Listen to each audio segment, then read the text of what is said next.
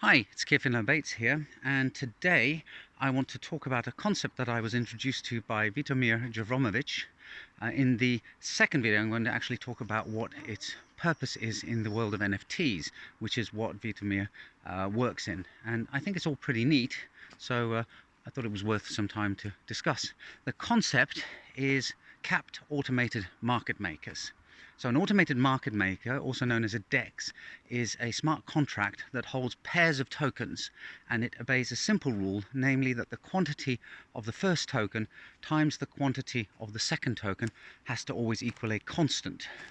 This is known as a bonded curve or a hyperbolic function, and I did a video on them earlier. In fact, there's an analogy in my book where I talk about a magic chocolate machine, a chocolate vending machine, that you can put money in to get chocolate out of, or you can put chocolate into it to get money out of.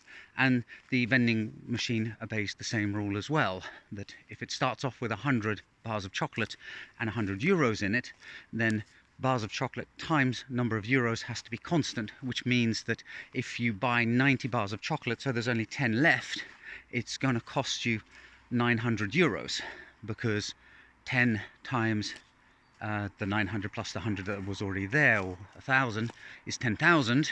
That's the new state, and the old state was 100 times 100, which is also 10,000. So effectively, with DEXs, the cost of one of the tokens goes up and up and up in terms of the second, the more of it that you buy. And they're used, or rather the way they function as decentralized exchanges, is that arbitrageurs and traders see opportunities, and that pushes the price back to match the external market price. But it's not the only use that they can be put to. And this is where Vitomir's concept is really interesting. He's come up with the idea of having a cap on one of the tokens. So it's like that chocolate machine I was talking about, but it's only got space for 100 chocolate bars. And that means that initially all you can do is buy chocolate bars, but once you've bought some, there's space, so then you can sell chocolate bars back. And what it allows is a very interesting form of price discovery, and in particular it allows a rather clever release of tokens into the token ecosystem, and can discover prices for a token whilst the creator of the token is holding some back. So in that example, you could imagine that somebody created 150 chocolate bar tokens.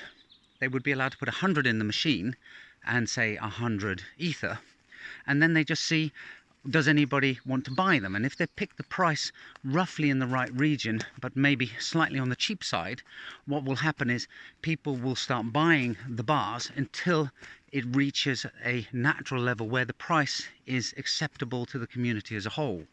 And that's interesting because it allows you to create liquidity in areas where that wouldn't otherwise be available.